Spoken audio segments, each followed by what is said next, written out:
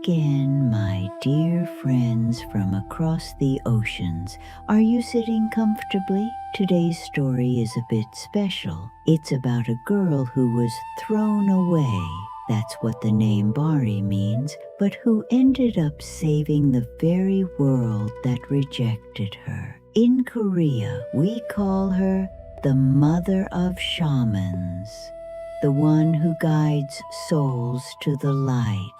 It's a long journey, so keep your BOC tight.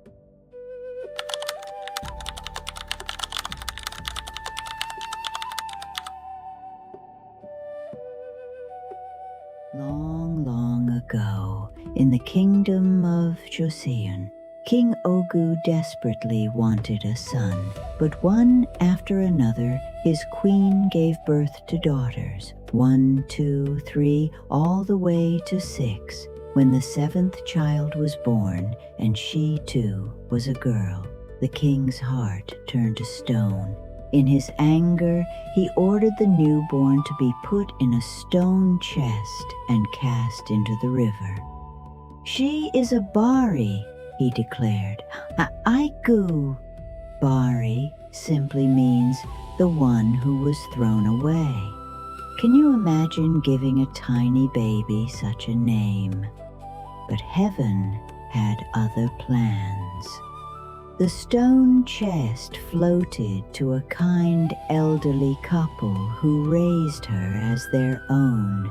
She grew up with the grace of a crane and the strength of a mountain pine. Now, my friends, you might wonder, why was the king so cruel just because she was a girl? In old Korea, having a son was seen as a sacred duty. A son carried the family name and performed the yisa. That is our traditional right to honor the spirits of our ancestors. People believed that without Jisa, the souls would wander hungrily in the afterlife. To the king, a 7th daughter felt like a failure. But here is the irony. It wasn't the important sons who would save him. It was the girl he threw away. We have a word for her devotion. We call it hio. In your language you might say filial piety, but for us it is a deep, sacred love that grows from the bottom of a child's heart. Years passed. King Ogu fell deathly ill. No doctor could cure him. A divine oracle finally spoke. Only the Saengmyeongsu can save the king. That is the sacred water of life from the Western Pure Land. The king called his 6 elder daughters. "Who will go to the end of the world for me?" But one by one they made excuses. "It's too far," they said. "I have children," they said. In desperation, the king sent for Bari. When she heard her father was dying, she didn't hesitate. She didn't say, "He threw me away. Why should I care?" Instead, she put on her hanbok, our traditional silk clothing that flows like a soft cloud, and set out on a journey that no living soul had ever taken. Let's stop here for a moment. If you were Bari, what would you have done? Imagine the person who hurt you most, who abandoned you when you were helpless, is now begging for your help. Is it justice to walk away, or is it weakness to help them? Bari chose forgiveness, but it wasn't a weak choice. She chose to be a savior. Does forgiveness free the person who hurt us, or does it free us from the chains of our own resentment? Perhaps by saving her father, Bari was finally healing her own wounded heart. Is the journey to Seocheon Seoyokguk was treacherous. That is the mystical Western Pure Land, a realm where only the spirits may tread. Bari crossed the River of Thorns and the Sea of Fire. Finally, she met the gatekeeper, Mujung Sung, a giant, rugged man. "To get the water," he thundered, "you must work for me." Bari didn't complain. For 9 long years she fetched water, gathered firewood, and even bore him 7 sons to pay her debt for the medicine.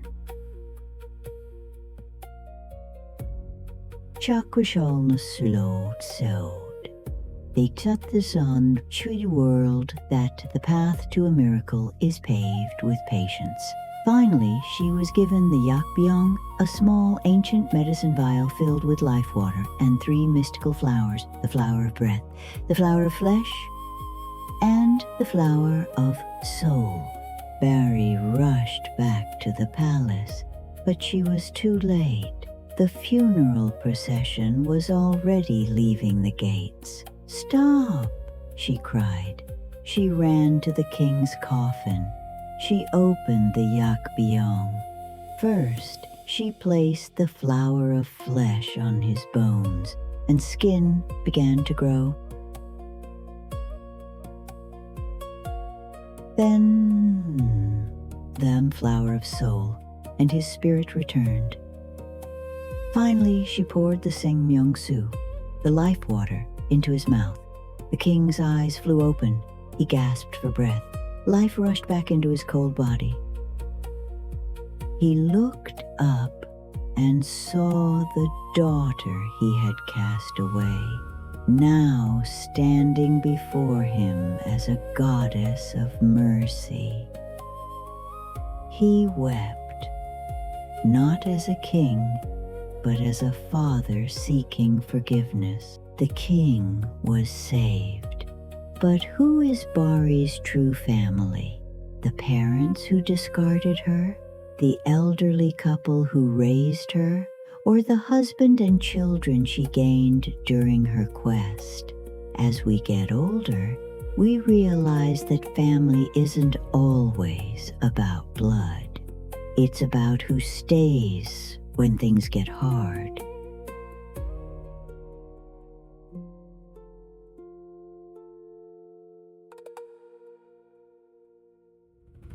Is family a destiny we are born with, or a garden we tend to with our own hands? The king offered Bari his crown. "Take the kingdom," he said. But Bari smiled gently. She had seen the realms of the gods and the suffering of souls. "I do not want an earthly throne," she said. Instead, she chose to become the patron deity of shamans. She chose to spend eternity standing at the crossroads of life and death, making sure no soul ever feels thrown away again. And so, my dear friends, the story of Bari ends, but her light remains. Remember, you have the strength to cross your own sea of fire. Sleep well, or have a beautiful day, wherever you are. This old grandma will be here, waiting with another story.